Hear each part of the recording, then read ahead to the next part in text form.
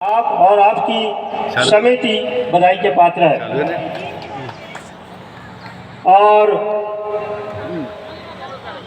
पूरी समिति आप लोगों से अपेक्षा भी करती है कि इस मंदिर निर्माण में आप सब लोग अपना अपना योगदान दें, ताकि उस निर्माण के बाद आप लोगों का भी उसमें योगदान रहे और आप लोगों को भी लंबे समय तक याद किया जाए। साथियों, मंदिर का निर्माण या भूरा भगत जी के प्रतिमा का निर्माण एक चिरस्थायी कार्य है, ऐतिहासिक कार्य है। एक लंबे समय तक उस कार्य को देखा जाएगा, जाना जाएगा और अन्य समाज के लोग जो वहाँ से गुजरेंगे और वो मंदिर को देखेंगे या मूर्ति को देखेंगे तो उससे हमारे समाज से भी वो लोग अवगत होंगे और ऐसा कार्य होना चाहिए, ऐसे कार्य को प्राथमिकता देनी चाहिए। मैं आपको बताते हुए मुझे बड़ा गर्व हो रहा है कि हमारे बालाघाट जिले में भूरा भगत जी की 4 मूर्तियां जो है वो स्थापित हो चुकी है।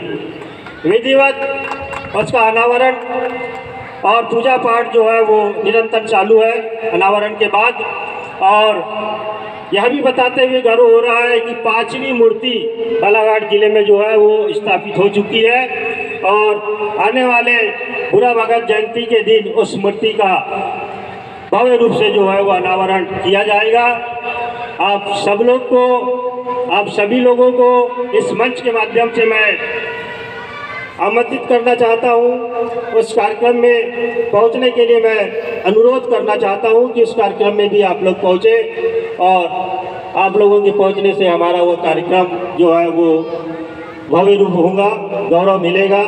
उसके लिए आप सब लोगों से मैं अपील करना चाहता हूं। साथियों, समाज हमारा जो है वो अल्पसंख्यक है। अभी हमारे पूर्व जिलाध्यक्ष भाई शारदा प्रसाद शिव जी ने कहा भी था कि हमारा जो समाज है वो बहुत विरल मात्रा में है, अल्पसंख्यक है और ऐसी स्थिति में हम सब लोग को संगठित रहना बहुत जरूरी है।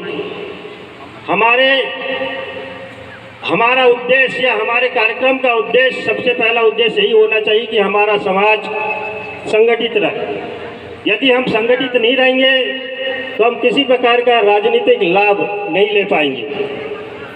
और संगठित से मेरा तात्पर्य यह भी है कि हम हमारे समाज के लोगों को राजनीतिक क्षेत्र में आगे ले आए, क्योंकि आज के समय में राजनीतिक पावर जो है वो सुपर पावर है।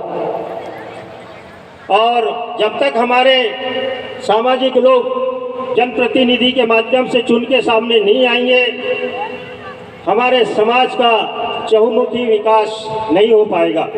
तो आप सब लोगों से मेरा निवेदन है, अपने अपने क्षेत्र और अपनी अपनी संख्या के अनुसार अपने अपने क्षेत्र में जरूर जिस भी रूप में जनप्रतिनिधि का हमें अवसर मिले, हमें अपना जनप्रतिनिधि चुनकर भेजना चाहिए, चाहे वह पंच हो, सरपंच हो, जनपद सदस्य हो, जिला पंचायत सदस्य हो, विधायक हो, सांसद हो, पार्षद हो या कोई भी हो। मुझे यह भी बताते हुए बड़ा हर्ष हो रहा है कि हमारे जिले में और अन्य जिलों में भी बड़ी संख्या में लोग जनप्रति के रूप में अपनी सेवाएं दे रहे हैं। हमारे बालाघाट जिले में इस समय हमारे लालबरा ब्लॉक में अपने समाज की अध्यक्ष है श्रीमती देवी लता नाग जी, जनपद की अध्यक्ष है। यह हमारे लिए बहुत बड़ी उपलब्धि है। हमारे वारासुनी नगर पालिका में हमारे समाज की प्रीति शिव जी उपाध्यक्ष है। ये हमारे लिए बड़े गर्व की बात है। अन्य बहुत से हमारे यहाँ सरपंच हुए, बहुत से पंच हुए और नगर पालिका के उपाध्यक्ष के रूप में भी जो है हमारे यहाँ पे बैयर में और महगांव नगर पालिका में जो है वो अपनी सेवाएं दी है। साथियों, कहने के लिए तो बहुत कुछ है, पर समय और इस कार्यक्रम का जो मूल उद्देश्य है उसको देखते हुए मैं ज़्यादा कुछ नहीं कहना चाहूँगा। सिर्फ यही कहना चाहूँगा कि समाज को संगठित रखना सबसे बड़ा काम है। हम काम करें, समाज को संगठित रखने की दृष्टि से करें, ना कि किसी को नीचा दिखाने की दृष्टि से, ना कि किसी को छोटा बताने की दृष्टि से करे। यदि हम समाज सेवा वास्तविक रूप में करना चाह रहे हैं तो हमारा उद्देश्य सिर्फ और सिर्फ समाज का हित और विकास होना चाहिए। सभी को जय भूरा भगत, जय हिंद, जय भारत।